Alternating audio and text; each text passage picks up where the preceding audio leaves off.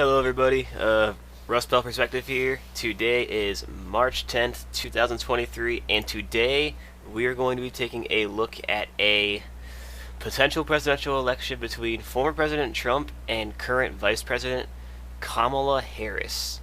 Now, almost all signs point towards Joe Biden running for a re-election bid, though he is not formally declared at this point. But in the off chance he does not run, his natural successor seems to be Vice President Kamala Harris. It would not be surprising in the event that Biden does not run that Harris's name is the one that ends up being called. Whereas, as I've discussed with Trump before, he is currently the frontrunner for the Republican Party despite the backlash he has received. So, if it came down to these two, in my opinion, in many ways it would mirror a 2016 election between what we saw with Trump and Clinton, Hillary Clinton that is, because you kind of have a lesser of two evils here. Because if you look at Kamala Harris's approval rating, she's disapproved of by over 7 points right now, and she's been disapproved of for quite some time. You could argue that it's on the rebound right now, but it's been on the rebound several times just for it to kind of go back to a widened gap. She does kind of rise and fall with her President Joe Biden, as they became disapproved of around the same time in August of 2021. So yeah, we kind of do have a lesser of two evils here. But I started out by characterizing all the safe Republican states, states that, regardless of the Republican candidate, Republicans would usually be able to win with ease. Then, of course, Harris and Democrats would also have their share of safe states in this case.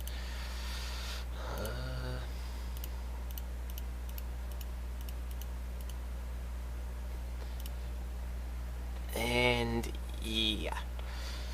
So, I forgot that.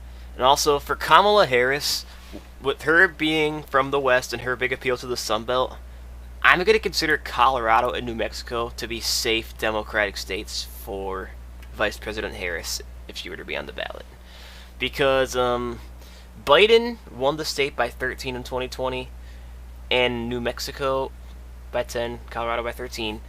And Biden doesn't have a ton of appeal to the Sun Belt, whereas Kamala Harris does. I think she could really push these states over the top here. For the Democrats. And, oh, I forgot New York, too. So, right off the bat, Kamala Harris has a lot of safe states compared to Trump, as far as electoral votes go. But Trump does have his share of likely votes that could help him get back into it. We'll start out with Ohio and Iowa, two states I've talked about before, that Trump was able to shift big time in his favor, winning them by over 8 points in both 2016 and 2020, despite the fact that they were blue before Trump. Trump's appeal to the Rust Belt is strong here. So I will consider those likely states for President Trump in this case. Texas, I also believe, is a likely Republican state in this case. It's, as I've said before, it's a state that has become more competitive in recent elections, but I think that this is a state that the Republicans can continue to win until we see a serious breakthrough from the Democrats in this state, which we have not seen, despite how hard they have tried. South Carolina, I'm actually going to consider a likely Republican state here. I've had it safe in the other elections so far, but with Kamala Harris's appeal down in the South and the West, I think she definitely can make it more difficult for the Republicans to win. The Republicans will still win, but it won't be by as big of a margin. Also, for the Republicans, Alaska is a state that Democrats have been more competitive in recent election cycles, but overall it is still very much a Republican state. Kamala Harris could make more breakthroughs in Alaska, but I don't think it'll be enough for to even be close to winning Alaska. Maine 2nd District, I will consider a likely Republican district in this case. Joe Biden, with him not being on the ballot, his appeal to the Rust Belt is kind of gone here. And Donald Trump does have appeal to the Rust Belt, so I think this is he made the big breakthroughs in both this district in both 2016 and 20. He won it by 10 in 2016 and by 7 in 2020. I think he would win it again here. So I think I only got one likely state for Kamala Harris, and that is Virginia. It's a state that Biden won in 2020 by 10 points, and Donald Trump isn't very appealing. If you had someone like Ron DeSantis, or especially someone like Glenn Youngkin, Virginia's governor, on this ballot, that definitely would change things up. But in the case of Donald Trump on the Republican ballot, I really don't see any way of him breaking through this state. So the Democrats are still in a considerable lead here, as I'm going to start to get into the lean states. Lean states for them, I will call New Hampshire. I'm going to take it down to a lean state for them. I've had it as likely for them in my previous presidential election videos, but with Joe Biden's appeal kind of going away from this region a bit, that makes it more competitive. Donald Trump in 2016 very narrowly lost the state. Hillary Clinton only won the state by 0.37 points. That kind of goes to show she didn't really appeal very much up here, and Kamala Harris and Hillary Clinton are alike in many ways, especially when pitted against Donald Trump. So I think the Democrats still have the upper hand in New Hampshire, but it definitely becomes more competitive in this case. Nebraska's 2nd district, I'll consider a lean Democratic district here. It's a district that Biden was able to win by 6.6 points in 2020. It's not a district that is too kind to Donald Trump. I think the Democrats have an upper hand in that little district right there. Georgia, I'll consider a lean Democratic state in this case. It's a state that Joe Biden was narrowly able to flip in 2020 by just 0.24 points, and according to the polls, Trump really is not that well liked in Georgia. If I could find where Georgia is here. I could have swore it was more recent than that. Okay, here it is. Yeah, and a poll between Trump and Biden. Biden wins by 4, and Kamala Harris would appeal to the diversity state of Georgia more than Joe Biden would, so that further would cement a lead for her in that state. Similarly, Arizona and Nevada, two other Sunbelt states that don't take kindly to Donald Trump, and I believe Kamala Harris would have easy time winning with her appeal out in the West, her being from California, and in the Sunbelt in general. That makes it both lean Democratic states here. Minnesota, I'll consider a lean Democratic state. In 2016, when Trump took on Clinton, it was just a 1.5 point victory for Hillary Clinton in this state. The Democrats, though,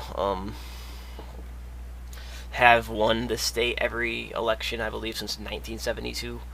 So it's looking good for them to win it here, even if Donald Trump has been able to appeal to the state big time, and the Republicans have made more of a breakthrough here. Overall, I think it's a Democratic hold. So now, on to a couple lean states. Florida, I'm going to consider a lean Republican state in this case. I know I've had it likely Republican at both the presidential and Senate level for every prediction prior to this, but again, it kind of goes back to Kamala Harris's appeal in the Sunbelt. That's not something that Joe Biden had, and Donald Trump won the state by 3.4 points. I think that with Ron DeSantis, the Republican governor's grip on the state, that will definitely help the Republicans here get some Republican supporters out to the polls more. So I think the Republicans still win here, also with this being Trump's home state with Mar-a-Lago and everything. I think it's a state that they win, but it's definitely iffy. It's more competitive with Kamala Harris. North Carolina, I'll consider a lean Republican state. It's just one of those states. It's kind of like Nevada on the other side. No matter how well the Democrats poll here, they cannot seem to pull this state off on either the presidential or Senate level. I just think that Donald Trump could repeat that luck in 2024 in this matchup here. To state that Trump won by 3.7 in 2016 when he faced off against Hillary Clinton. It shrunk to 1.3 in 2020, but that was when Trump was unpopular by himself. But now it's, again, this is more of a lesser of two evils battle between Trump and Harris. So this is where we have, as we come down to my favorite region, the Rust Belt. And guess what? I think Donald Trump does to Kamala Harris what he did to Hillary Clinton in 2016. He's able to take the Rust Belt by storm here and win the election. Kamala Harris does not appeal to this region. Hillary Clinton did not appeal to this region, and Trump shocked the world and flipped all three of these states in 2016 to become president of the United States. And I think he does the exact same thing here in this case. A lot of people might not be expecting it, considering Trump's unpopularity, and they're races that may not garner as much attention. But that's where Donald Trump cuts up the middle, appeals to the working class, and wins all three of these states to ultimately achieve an electoral college vote. This map really does not look that pretty for the Republicans by any means. This could totally be another case where Trump loses the popular vote but wins the election. But nonetheless, in this case, I do believe that Donald Trump would be able to pull off the electoral college victory here. So, with that, give me your comments below. Do you agree? Do you disagree? Please like and subscribe. That's all I got for today, folks. Thanks for watching. This is Rust Belt Perspective, signing out.